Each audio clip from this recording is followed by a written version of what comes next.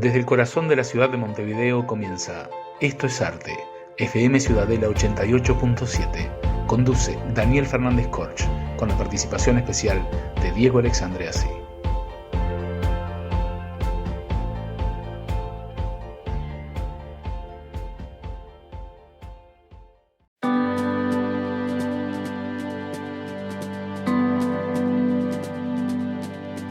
Estamos al aire en Radio Ciudadela 88.7 FM de tu buscador digital y nos encontramos en Esto es Arte, la frecuencia cultural que estabas esperando. Mi nombre es Daniel Fernández Corch y junto a Diego Alexandreasi haremos de los próximos 60 minutos un momento entretenido, peculiar, atípico, divergente, para que también te puedas inspirar, ya que tratamos todas las semanas temas asociados a la creación y, como siempre digo, ese proceso interno que puede tener muchas explicaciones, pero que no para todos es lo mismo.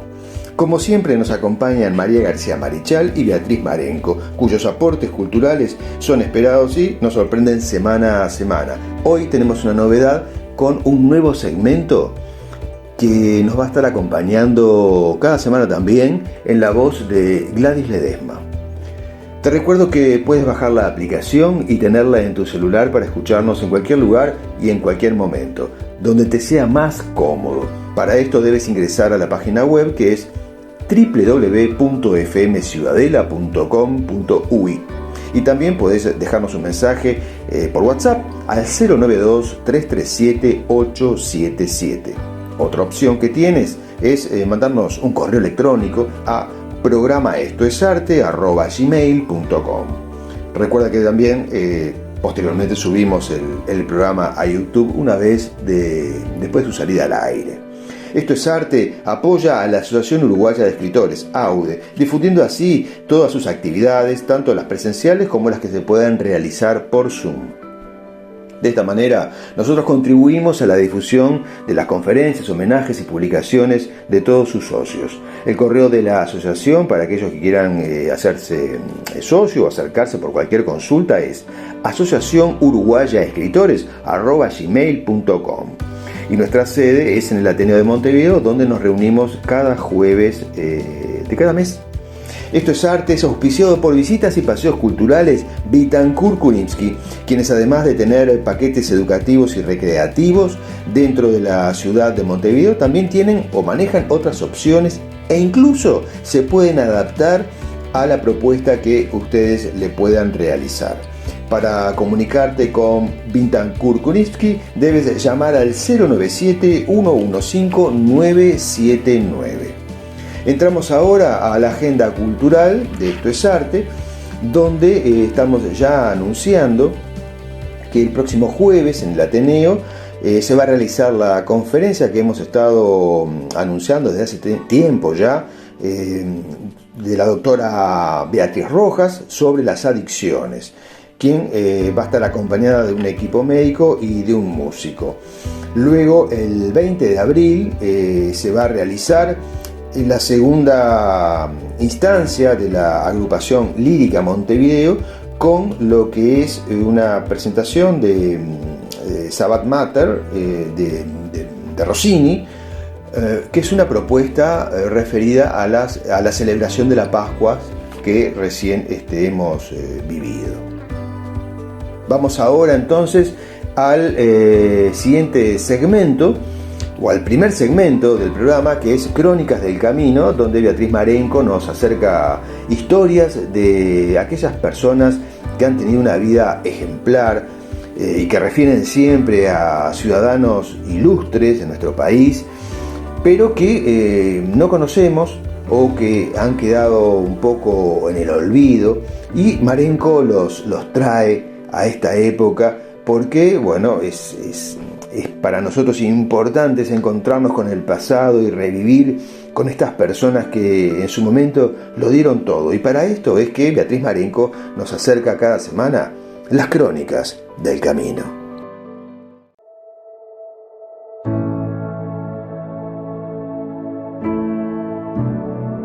Estimados amigos, hoy en Esto es Arte y en Crónicas del Camino pondremos en relieve la figura y la obra de una gran mujer, la maestra Enriqueta Comte y Riquet. La obra de Enriqueta, les cuento, es vasta y de proyecciones extraordinarias. Todo lo abarcó y todo lo comprendió su enorme talento y su finísima sensibilidad. Son los ambientes y lugares, los recursos simples tomados del natural, la virtud esencial puesta en cada uno de sus ideales y las páginas de perenne belleza en las que ha sabido apresar el alma de cada rincón de su amado jardín. De vida sobria y honrada, observó y anotó la realidad que la circundaba, atraída por aquellos pequeños seres a quien trataba, bajando así hasta el fondo de sus almas. Acometió grandes empresas, el estudio de ideas, la actividad filantrópica y de servicio, la psicología, la pedagogía, la fotografía. Recogió jugos de su tierra para evocar el paisaje también, los árboles, las piedras, el cielo. En Enriqueta se respira la sencillez del espíritu cultivado, que expresa en palabras puras realidades interiores. Todo lo fue y en todo dejó hondas huellas. Guardan así sus diarios caminantes el influjo de esta incomparable y fina maestra. Saben del sentimiento y la delicadeza sutil, de lo simple, de lo bello y de los años de labor y de ingentes esfuerzos. Con descripciones vigorosas, amigos, hablaremos de la maestra Enriqueta Comte y Riquet, de su museo, de su jardín de infantes y de quienes, atentas a las voces que brotan de su alma, siguen hoy su legado. Mucho se ha dicho de Enriqueta, que merced a sus dotes personales y a su educación sin lugar a dudas esmeradísima, llegó a ser una figura de alto valor que sobresale, proyectando así el fulgor de su genio en las sucesivas generaciones.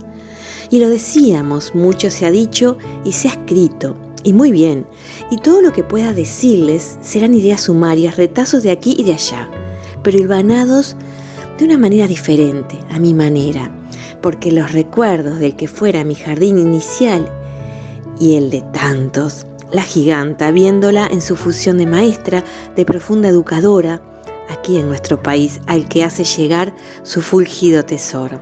Trataré con mis palabras de reflejar el valor de su obra y el fruto más sazonado de su sabiduría, porque incalculable ha sido la influencia que Enriqueta Comte y Riquet ha ejercido en todas las generaciones de maestras y maestros, siendo sus trabajos guía excepcional, dejando hondas huellas sobre cuántos se han dedicado a la enseñanza, ya sea depurando textos, restaurando su obra, prodigando sus discursos, cuidando también su espacio. Esta pequeña y humilde labor que hoy emprendo tiene el imperativo resultante del compromiso ante la necesidad, amigos, de presentar una mujer excepcional, merecedora de sobrados títulos, pero también a su jardín, ese paisaje que fija mi impresión y que aún queda en mi espíritu. Para eso es necesario hacer una especie de viaje para encontrar esos recuerdos amigos y ese movimiento del alma. Mis sensaciones, les confieso, son sencillas y en el reposo del recuerdo se irán desprendiendo del conjunto para imponerse. Enriqueta nace en Barcelona el 31 de diciembre de 1866 y llega al Uruguay en 1873 con su padre, su madre y su tío con apenas 6 años. El núcleo familiar huía por entonces de la incierta realidad que sobreviene a su tierra natal tras la caída de la Primera República. Aún sufriendo una miopía incipiente, en 1884 recibe el título de maestra de primer grado e inmediatamente el de segundo grado. Y con solo 19 años, en 1886, se gradúa como maestra de tercer grado. Al año siguiente desempeña el cargo de subdirectora en el Instituto Normal de Señoritas hasta que en el año 1889 viaja a Europa, junto a 2 maestros, seleccionada por el gobierno uruguayo del general Máximo Tajes. El doctor Piaggio ocuparía por entonces el cargo de inspector general de instrucción pública desde marzo de 1889 hasta abril del 90, cargo interino al que le dedicó mucha energía y voluntad. El objetivo del viaje, estudiar las nuevas corrientes pedagógicas y ver su aplicación en nuestro medio. La tierra nos estaba pidiendo una semilla. También se encontraba José Figueira, que siguió en NAS, estudiando un sistema basado en el trabajo manual, también la gimnástica sueca y en otros países europeos, el modelado, la música modal y la escritura. Y en estas impresiones que van pasando, ¿cómo no hacer un alto en el camino? Y ese alto del camino nos lleva también a la maestra Ana Armanugón, que si lo recordarán y lo hablamos, también había zarpado en 1911. Pero de estas vidas y de estos destinos similares vamos a seguir hablando en el próximo programa. Espero que estén allí para seguir viendo esta historia realmente maravillosa que nos deja a cada minuto encantados. Les dejo un gran abrazo.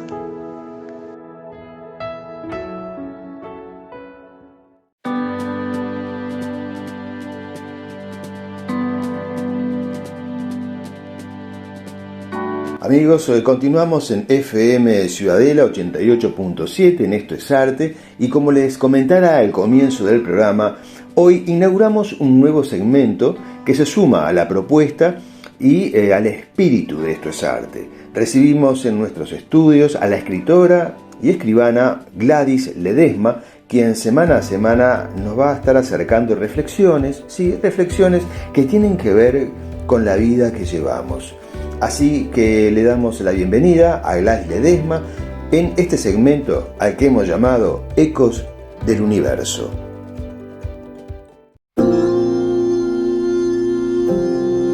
Quisiera señalar una frase, la famosa frase del filósofo francés René Descartes, que nos dijo: pienso, luego existo. Señalarla como un hito filosófico, pues por un lado da lugar a la filosofía racionalista moderna y con ella algo así como el imperio de la razón, e incluso de la razón versus fe, pues marca el punto de partida de esa ruptura entre la filosofía y la religión o la escolástica. Y a partir de ella, a su vez, hay una variante de corrientes filosóficas basadas en la razón que sin duda influyeron en los sistemas educativos y por ende en la mente de los pueblos. Y esto sin duda trajo muchos beneficios a la humanidad, mucho progreso, pero como contrapartida también provocó que los seres humanos tendiéramos a no cultivar otros aspectos nuestros, como el emocional y el intuitivo. Y vale recordar que los seres humanos somos un todo, ¿verdad? Así como somos seres racionales, analíticos, también somos seres emocionales e intuitivos. Por lo tanto, así como cultivamos nuestra razón, esa capacidad de análisis, no deberíamos dejar de cultivar nuestras emociones, que irrumpen constantemente. Irrumpen frente a situaciones, a personas o aún en soledad. Y solo siendo conscientes de ellas, de sus luces y sombras, podemos manejarlas, educarlas, pulirlas, así como desarrollamos nuestro racionalismo en la escuela. Y debemos también desarrollar lo que hoy se llama inteligencia emocional. Pero además, en nosotros reside otro plano, aún más profundo que el emocional, y que es el intuitivo. Desde él surge esa voz interna que es la intuición, que muchas veces la reprimimos. Pero cuando ella se expresa esa voz sin palabras, nos hace conscientes de algo sin las vías del análisis. Y ella nos puede, por ejemplo, señalar un peligro, mostrarnos un camino nuevo, plasmarnos un sueño. Pero muchas veces ahogamos esa voz porque no la comprendemos racionalmente. O sea, la razón nos dice que ese sueño es irrealizable, que ese camino es intransitable, etc. Ahora bien, tras el famoso imperio de la razón, muchos reaccionaron, conscientes de los trastornos creados por ese exceso cultivo y por dejar de lado los otros aspectos de los que hablamos. Y muchas veces nos vamos al extremo y no falta alguna voz que, al enaltecer la voz del corazón, como generalmente se llama a ese cúmulo de emociones e intuiciones, se desprecia a la razón. Frente a esta dicotomía, razón, emoción, intuición o corazón, entendemos que los seres humanos, seres complejos, estamos dotados de distintos aspectos, como razón, emoción e intuición. Y no debemos despreciar a uno en pro del otro. Razón, emoción e intuición no son enemigos. Depende de nosotros de que los reconozcamos a estos aspectos, los cultivemos, equilibremos y permitamos que interactúen y se apoyen unos a los otros para que trabajen en pro de nuestro crecimiento personal. Por ejemplo, cuando el corazón nos habla a través de la intuición, dejándonos una emoción positiva o dejándonos una idea, debemos saber utilizar a la razón como herramienta para encontrar los mecanismos para plasmar esa idea en el mundo de las formas. Por eso, es necesario trabajar estos aspectos en nosotros: razón, emoción, intuición, para que sean herramientas para nuestro crecimiento personal.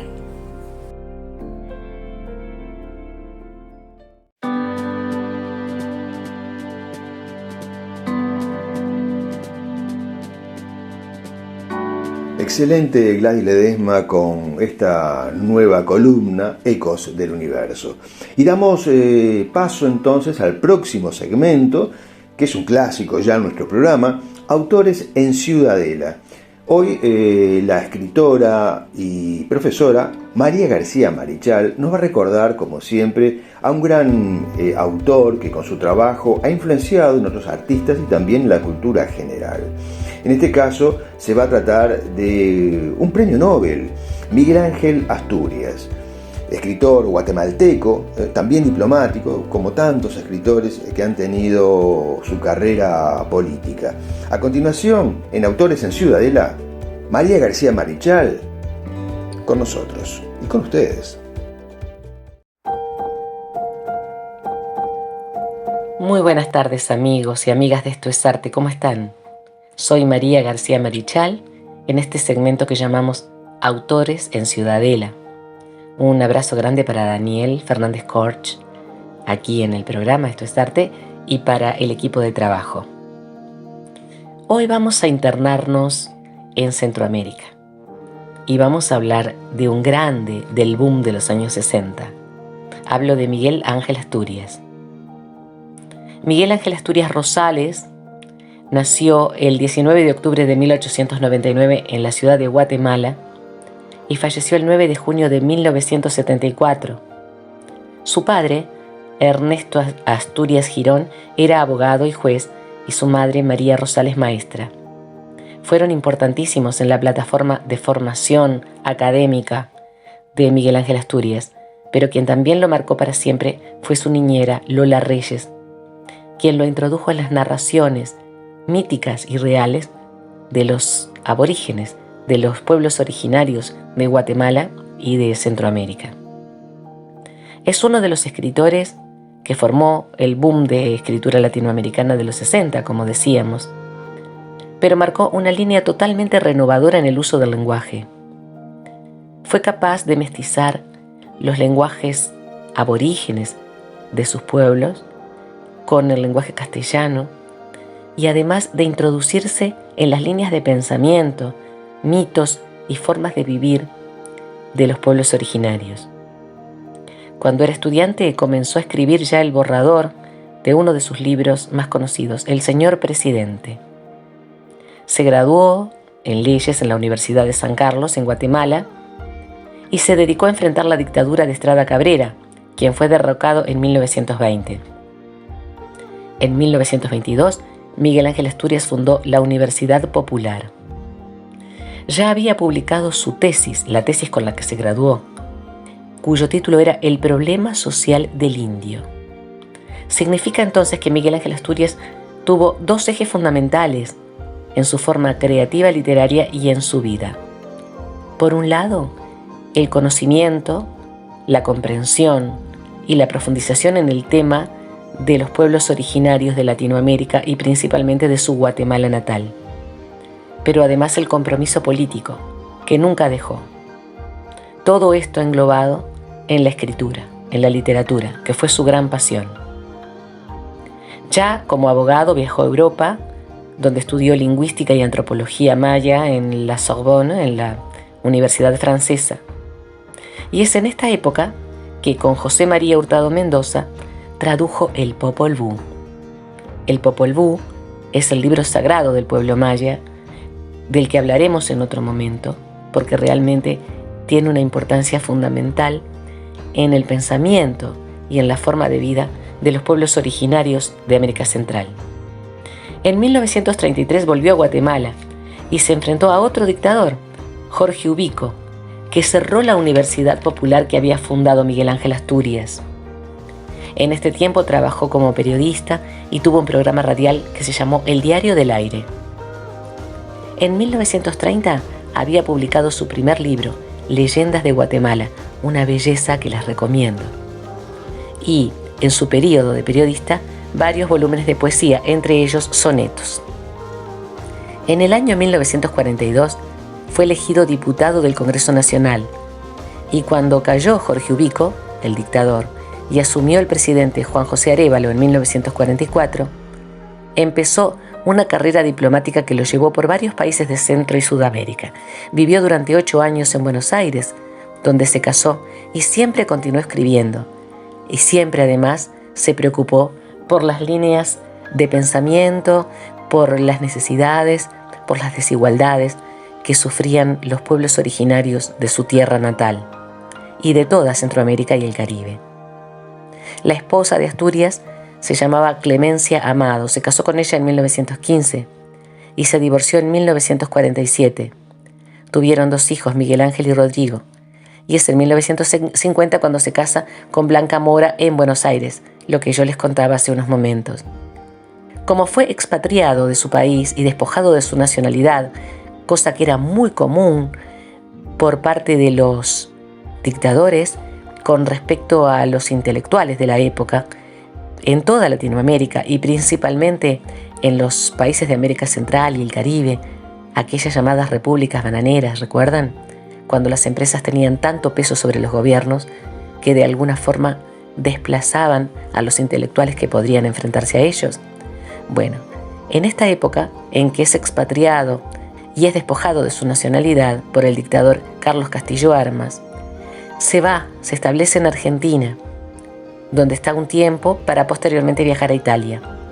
En 1966 el presidente Julio César Méndez Montenegro lo rehabilita, le devuelve su nacionalidad guatemalteca y lo envía como embajador a la República de Francia.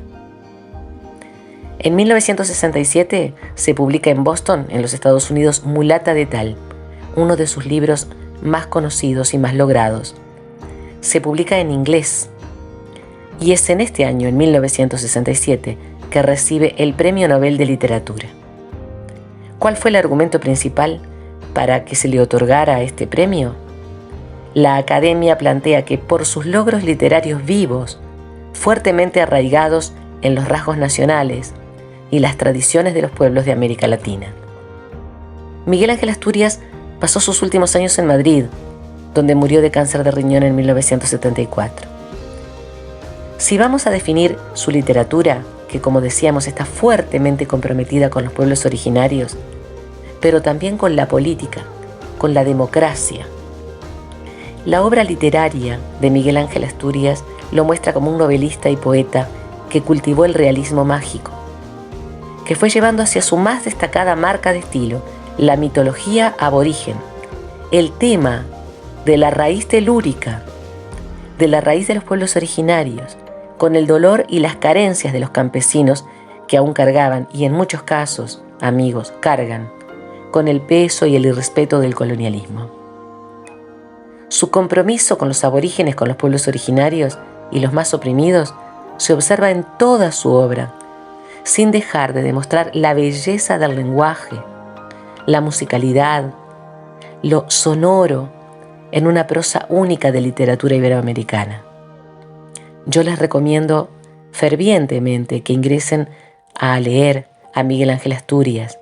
Algunas de sus obras más destacadas son Hombres de Maíz, considerada la obra magna, publicada en 1949, Mulata de Tal, 3 de 4 soles, donde se conjugan las creencias ancestrales, el lenguaje popular, la imposición cultural, es decir, la enculturación provocada principalmente por las grandes empresas que se apoderaban de las tierras de los países centroamericanos, que antes habían sido exprimidos por el colonialismo.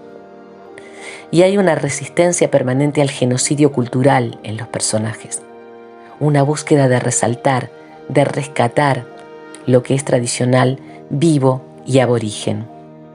Hay mucho de surrealismo también en las obras de Miguel Ángel Asturias, pero más allá de las corrientes literarias, fue de una originalidad magnífica. Leyendas de Guatemala, El Señor Presidente, la trilogía bananera, otras de las obras que les invito a leer, como les decía, fervientemente, por la belleza y además por la forma de rescatar lo popular, lo aborigen, lo genuino de las tierras de Centroamérica. Voy a leer un pequeño fragmento de Hombres de Maíz. El Gaspar Ilom deja que a la tierra de Llora le roben el sueño de los ojos. El Gaspar Ilom deja que a la tierra de Ilom le boten los párpados con hacha. El Gaspar Ilom deja que a la tierra de Ilom le chamusquen la ramazón de las pestañas con las quemas que ponen la luna color de hormiga vieja. El Gaspar Ilom movía la cabeza de un lado a otro. Negar, moler la acusación del suelo que estaba dormido con su petate, su sombra y su mujer enterrado con los muertos y su ombligo, sin poder deshacerse de una culebra de 600.000 vueltas de lodo, luna, bosques, aguaceros, montañas, pájaros y retumbos que sentía alrededor del cuerpo. La tierra cae soñando de las estrellas, pero despierta en las que fueron montañas, hoy cerros pelados de Ilom, donde el guarda canta con lloro de barranco, vuela de cabeza el gavilán, anda el sonpopo, gime la espumuy y duerme con su petate, su sombra y su mujer, el que debía trozar los párpados a los que echan los árboles, quemar las pestañas a los que chamuscan el monte y enfriar el cuerpo a los que atajan el agua de los ríos, que corriendo duerme y no ve nada, pero atajada en las pozas abre los ojos y lo ve todo con mirada honda. El Gaspar se estiró, se encogió, volvió a mover la cabeza de un lado a otro para moler la acusación del suelo, atado de sueño y muerte por la culebra de 600.000 vueltas de lodo, luna, bosques, aguaceros, montañas, lagos, pájaros y retumbos, que le martajaba los huesos hasta convertirlo en una masa de frijol negro. Goteaba noche de profundidades. Y oyó con los hoyos de sus orejas, oyó conejos amarillos en el cielo, conejos amarillos en el monte, conejos amarillos en el agua guerrearán con el Gaspar. Empezará la guerra el Gaspar Ilom, arrastrado por su sangre, por su río, por su habla de ñudos ciegos. Amigos, hasta la próxima.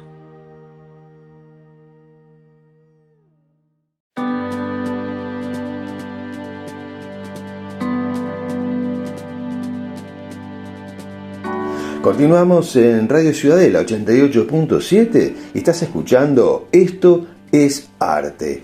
A continuación presentamos Micrófono Abierto 88.7, un espacio para los socios de la Asociación Uruguaya de Escritores que nos van a estar contando siempre sobre sus obras, sus charlas, sus presentaciones. Bien, la propuesta que están manejando para este tiempo. Hoy recibimos a una escritora y amiga que desde Brasil, cada tanto ella nos visita, es socia obviamente de la asociación y que tiene una gran cercanía con nosotros y ha publicado varios libros. Se trata hoy de Ana María Patrone. Adelante Ana María en Micrófono Abierto 88.7.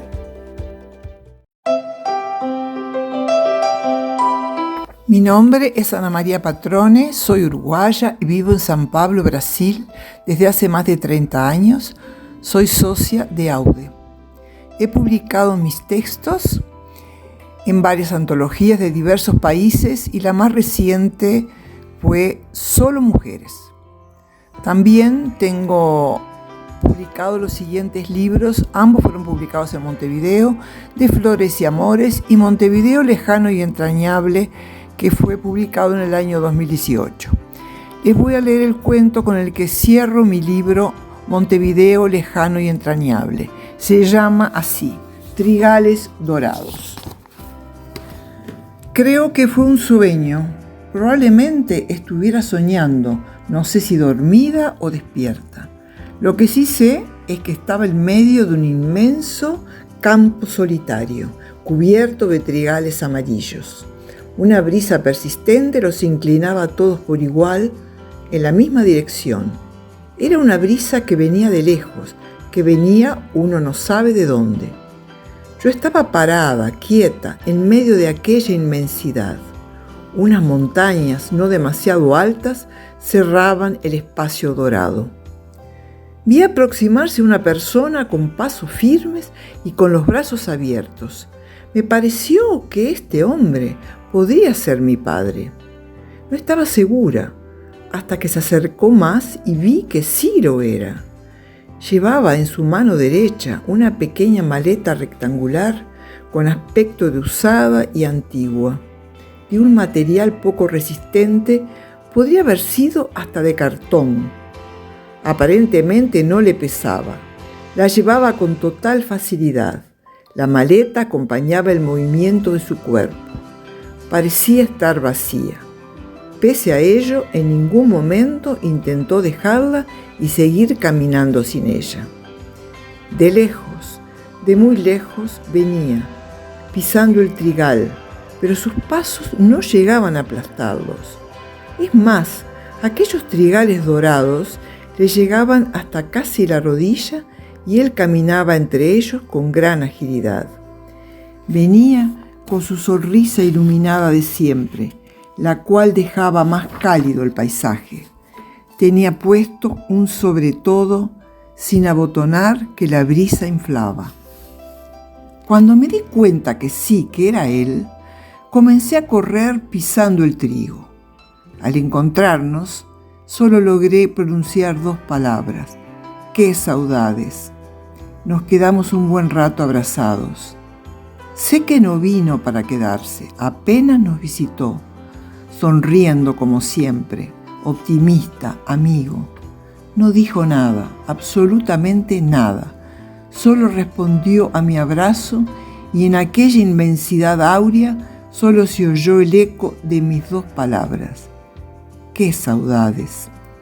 En medio del sueño tuve plena conciencia de que aquel momento fue solo eso, un momento, esperado y reconfortante, y supe también que vino desde muy lejos, atravesando cielos, campos y montañas, porque él también sentía las mismas implacables, ferinas, feroces saudades.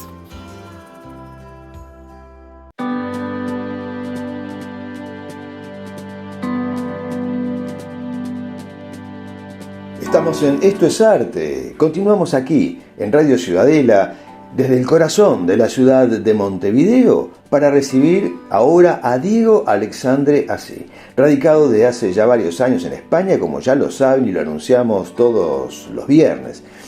En su columna Hablarte, Diego nos va a contar sobre el mundo del arte, sus creadores, las tendencias, los movimientos sociales que impulsaron a estos cambios y que hicieron de este mundo el crisol artístico que conocemos. Con nosotros, Diego Alexandre Así. Hablarte, con Diego Alexandre.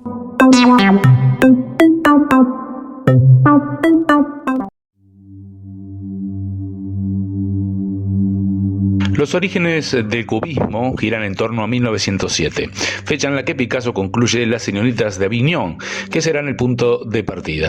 Georges Braque, junto con Picasso, son los inspiradores del movimiento y algunos de los principales maestros son Juan Gris, Fernand Léger, Jean Metzinger y Albert Gleizes. Pero con anterioridad, Cézanne ya habría marcado el camino. Cézanne recibió la influencia del impresionismo y reaccionó contra él. Rechazó la impresión en favor de una comprensión más profunda de la realidad. Su forma era la forma color. Él cree que la naturaleza no se dibuja, sino que se manifiesta a través del color. Cuanto más color se precisa, más aparece el dibujo de los objetos, pero aparece en la forma. Por eso la pintura de Cézanne no es una pintura dibujada, sino una pintura de volúmenes, de formas. Y una vez creadas, hay que relacionarlas entre sí, surgiendo aquí el problema de los planos, que lo impulsa a mirar los objetos desde varios puntos de vista. Estas lecciones fueron asumidas por el cubismo, que hará un replanteamiento de la obra de arte, de las formas, de la perspectiva, el movimiento, el volumen, el espacio, el color, etc. Crea así un nuevo lenguaje pictórico y estético que implica una nueva relación entre el espectador y la obra de arte. El espectador ya no puede contemplarla sin más, sino que tiene que reconstruirla en su mente para poder comprenderla. El cubismo representa la realidad mediante el empleo dominante de elementos geométricos, resultados del análisis y la síntesis. Los objetos no se representan como son o como se ven, sino como han sido concebidos por la mente, que los desconstruye en sus formas geométricas esenciales, orientando la atención al lenguaje plástico, la observación y el análisis. Toda vez que no interesa la imitación de la naturaleza o de los modos de percepción óptica, el cubismo no se interesa en el claroscuro y en la perspectiva de elementos plásticos al servicio del principio de verosimilitud. El cubismo yuxtapone diferentes planos en uno solo. La síntesis se hace total, al tiempo que sintetiza las figuras a su mínima expresión geométrica. Sintetiza también en un solo plano los diferentes puntos de vista del objeto. Además de usar la pintura al óleo y otras técnicas habituales, los cubistas fueron los primeros en incorporar técnicas no pictóricas al introducir el collage, es decir, el uso de materiales diversos adosados sobre la superficie del lienzo. El cubismo, el análisis visual y los elementos plásticos en sí mismos tienen el protagonismo. Por ello no se sienten obligados a representar temas trascendentes, sino que lo cotidiano se vuelve causa de inspiración para poder desarrollar un concepto. De lo anterior se desprende el interés en temas como el bodegón o la naturaleza muerta. Son frecuentes los instrumentos musicales, las frutas y objetos cotidianos, así como la figura humana despojada de cualquier valoración referencial, mítica, religiosa, histórica o filosófica. En las etapas del cubismo se distinguen diversas fases en el desarrollo. El cubismo analítico, caracterizado por la descomposición de la forma y de las figuras en múltiples partes, todas ellas geométricas, y el objetivo es examinarlas y ordenarlas por separado. Es el cubismo más puro y el de más difícil comprensión.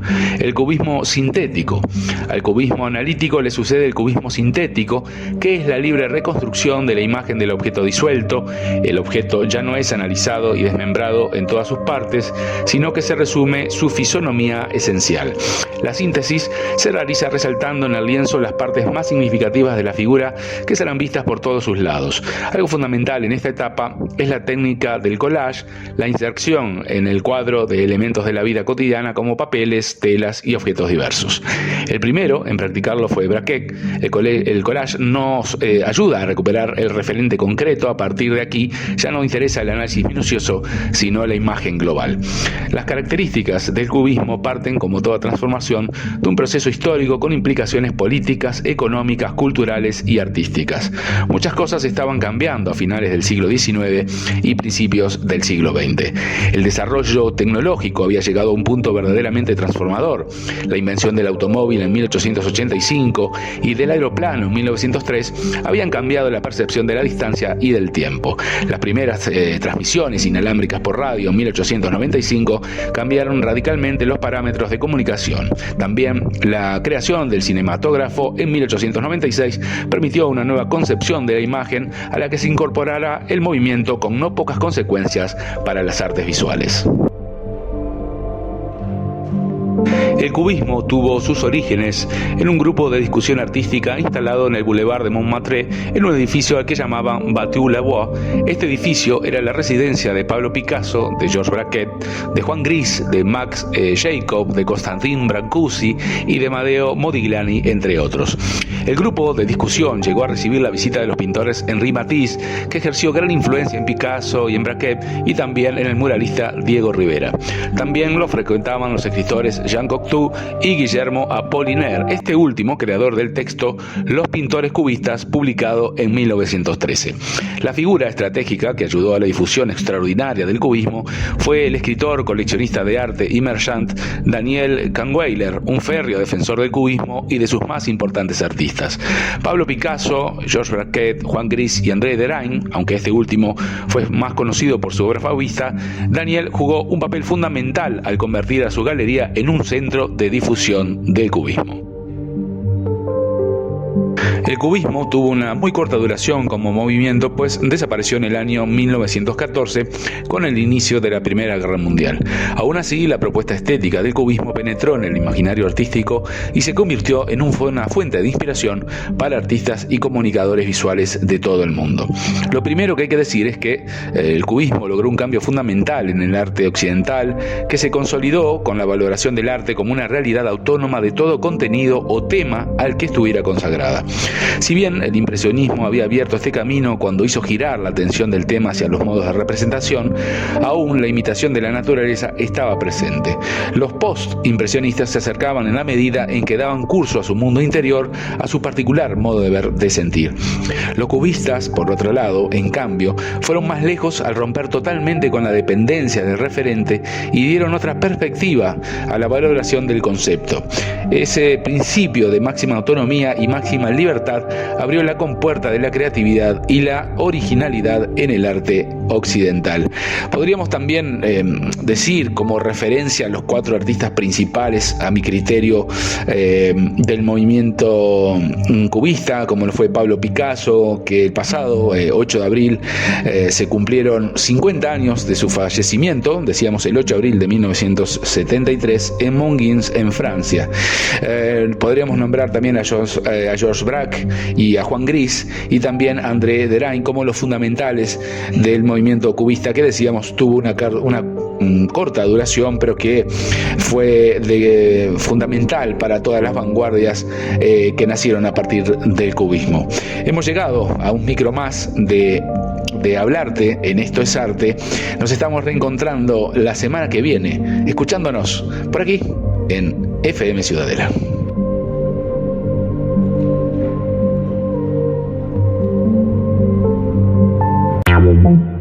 Hablarte, con Diego Alexandre.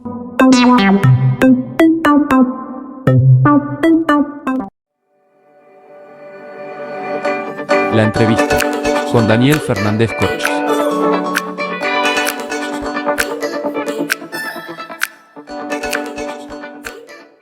Estás escuchando Esto es Arte en FM Ciudadela 88.7, ubicados en el corazón de la ciudad de Montevideo.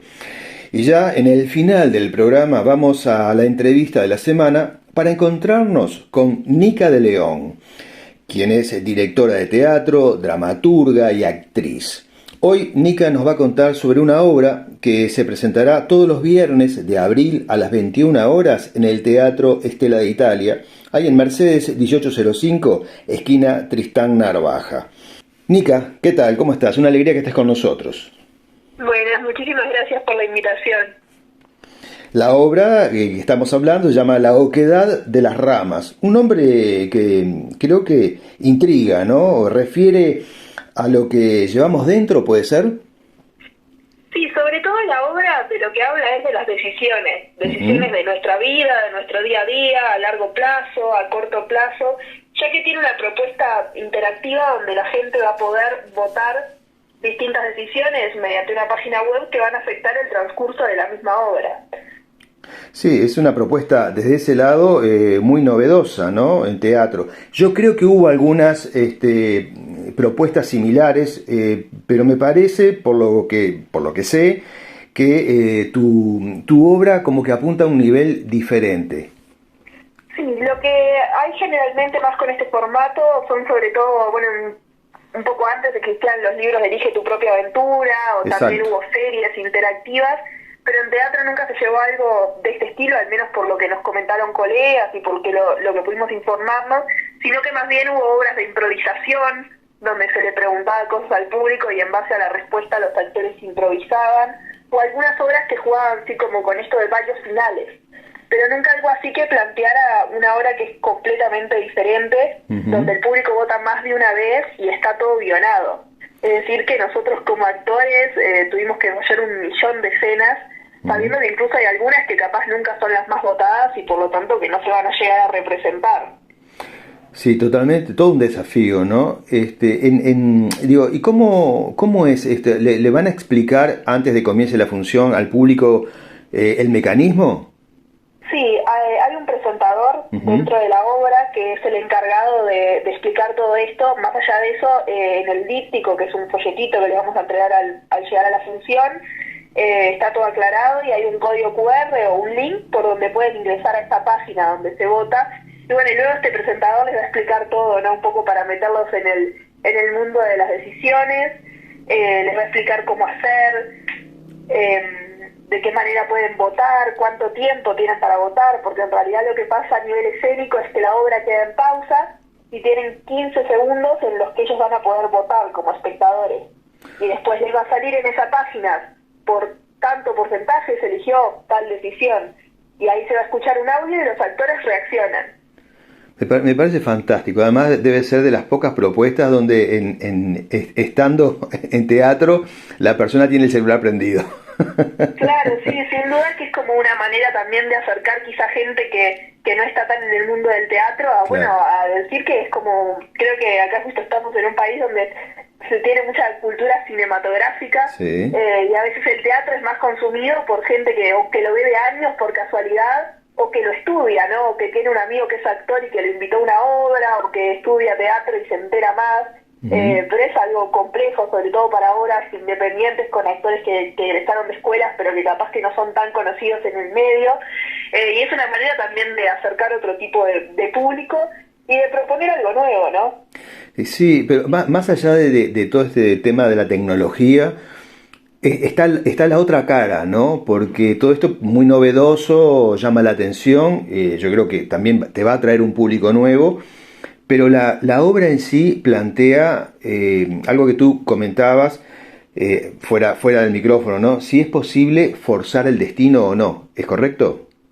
Sí, un poco de lo que se trata de cuestionar y con la idea que esperamos que la gente se vaya es de lo importante que son las pequeñas decisiones que tomamos, ¿no? Y como cuestionas un poco si está todo escrito, si no, y si realmente hay decisiones como si voy a un lugar o no que pueden cambiar la vida entera, ¿no? Y hablar sobre eso. Y una cosa que también aclaramos mucho es que no estás obligado a votar, que perfectamente podés ir y verlo como una hora normal y dejarte llevar por lo que decida el resto.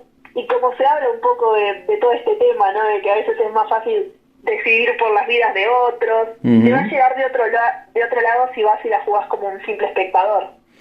Sí, plantea múltiples escenarios. Eso también es muy novedoso y yo creo que si la persona va y se engancha con la obra, desde esa perspectiva tiene la posibilidad de querer ir de vuelta para ver qué pasa. ¿No te parece? Claro.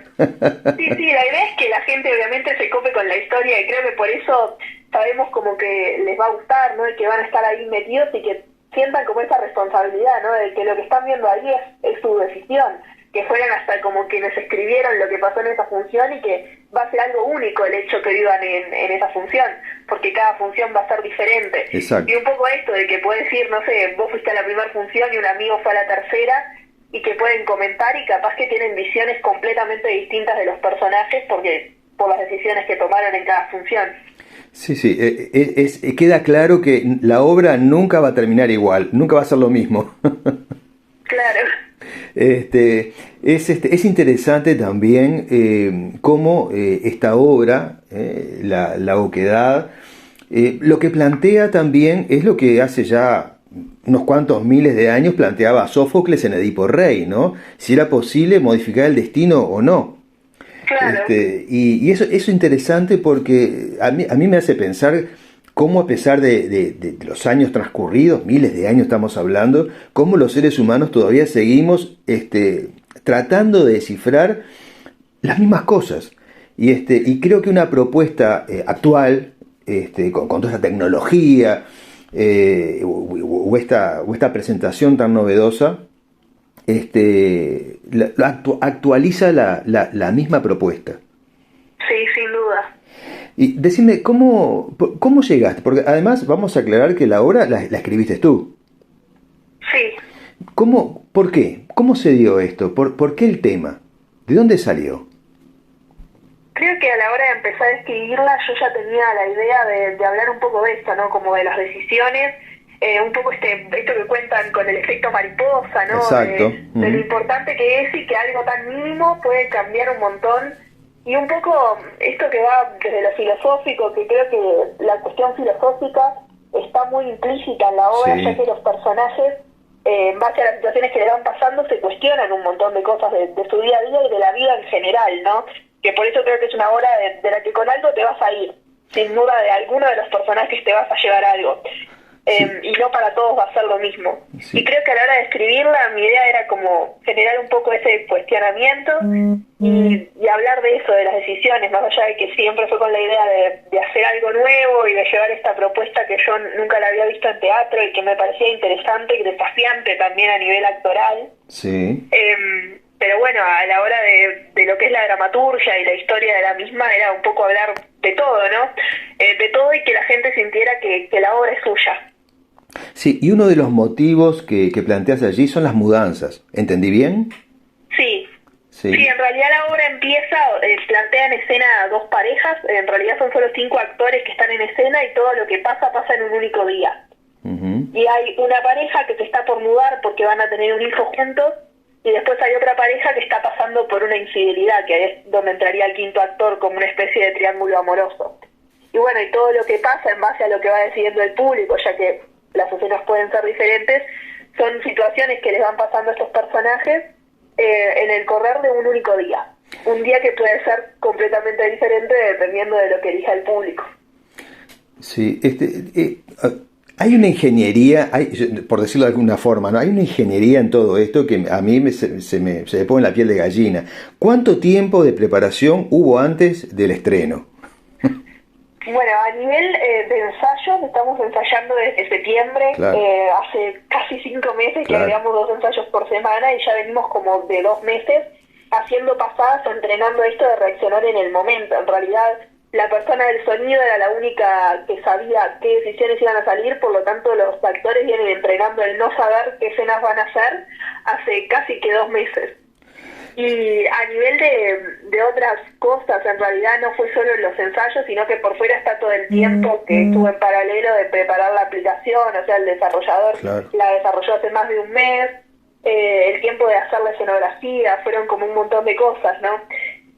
Así que sin duda que es un proyecto que, bueno, cualquier obra teatral lleva tiempo y lleva compromiso, pero bueno, capaz que esta tuvo el plus como de que era algo con lo que también uno va aprendiendo, ¿no? Porque al ser algo que no se hizo, tampoco tiene como una guía de cómo hacerlo, ¿no? Todo el tema de que fuera funcional la página, de cómo Exacto. hacer para que todos votaran, para que los actores se enteraran sin tener que salir de la escena.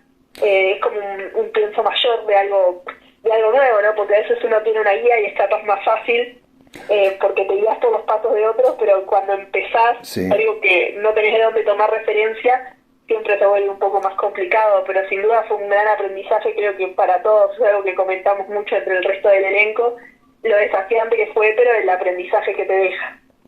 Ni hablar. Además, esto debe haber sometido a todo el elenco a una exigencia distinta. Si tenían experiencia previa, digo, esto lo llevó a un terreno totalmente experimental, ¿no? ¿Cómo lo tomaron el día que le explicaste cómo era la dinámica? Bueno, en realidad todos lo tomaron en momentos distintos, ya que el elenco se formó mucho por casting, algunos que los convoqué porque los conocía, porque había estudiado con ellos. Cada uno se enteró por su cuenta, y todos lo que me comentaron era que les copaba muchísimo la idea por el tema de que les parecía un gran desafío actoral. El hecho de no saber lo que va a pasar, les gustó que fuera algo que no habían visto, y también otro comentario fue como ese, no miedo, pero ese como estrés a la hora de leer el libreto y ver tantas decisiones, ¿no? Porque uno leía un libreto que decía, si pasa tal cosa, va tal escena, y después vuelve para acá, y era difícil de leer, ¿no? Ya después de que uno lo lleva a la práctica y hace las pasadas y entrena esto, sin duda se va encariñando y ve que no es tan difícil. Pero a la hora de leerlo creo que sí fue un libreto complejo de leer, capaz que porque no es al libreto teatral que un actor está acostumbrado. Sí, ni hablar que sí, pero bueno, esto es parte de un gran crecimiento al que has sometido a todos. Bueno, como para resumir, tenemos que la dirección es tuya, de Nica de León. Después tenemos que el asistente de dirección es Belén García, ¿es correcto? Sí, correcto. El elenco se forma por Julián Godoy, bueno, tú como actriz, Nica de León, Bruno Fabre, Mauge Botti, Santiago de Sousa, Fernando Florindo. Sí. Y el texto, volvemos a aclarar que es tuyo. El desarrollo de la web que hoy mencionaste es de Felipe Leiva Cortés. Estamos hablando de 8 personas, además de lo que es vestuario, maquillaje, cuántas personas involucradas, ¿no? Claro, sí, para tanta acción. También aclarar a una persona muy importante que es la Paisa Rivero, que es quien está haciendo la asistencia de sonido, que es una persona que también vive esto un poco de reaccionar cada función, ya que es quien va a estar manejando la página. Y ella, dependiendo de lo que ve que votó el público, debe lanzar un audio también. O otro audio. Entonces también no puede hacer como un sonido normal, a lo que uno acostumbra de que ya sabes qué pista va a ir y que después de tal pie pones, no sé, la canción tal, sino que acá para mandar el audio tiene que esperar y reaccionar en el momento, ¿no? Creo que un poco también vive esto que viven los actores y que se sumó desde antes al proceso por todo el tema de que era un sonido complejo de realizar. Y por suerte fue genial, o sea, desde que ella se sumó fue una suma maravillosa. No, realmente me parece admirable lo que has logrado. Como para resumir, yo diría que bueno, que es una obra que tiene una logística compleja, que cuenta sobre el profesionalismo de Nica de León, ¿no? Que es una directora que yo creo que sí, asume desafíos importantes y que lleva además la tecnología al teatro, lo que implica también un avance, un cambio, un gran riesgo, ¿no? Pero con esto yo creo que te ganás un gran respeto en el medio. Así que, y al público le digo que bueno, no dejen de ir a la Estela de Italia cada viernes de abril a las 21 horas porque tenemos una gran propuesta con la Oquedad de las Ramas. ¿No te parece? Sin duda, muchísimas gracias. Nica León, una gran alegría tenerte hoy aquí en Esto es Arte. Muchas gracias a ti por la oportunidad. Bueno, bien, amigos, nos despedimos del programa de hoy. Nos encontramos el próximo viernes con propuestas así sumamente interesantes como la que acabamos de plantear de la Oquedad de las Ramas. Y los quiero a todos allí, en la Oquedad de las Ramas, en el Teatro Estela, a las 21 horas, todos los viernes de abril.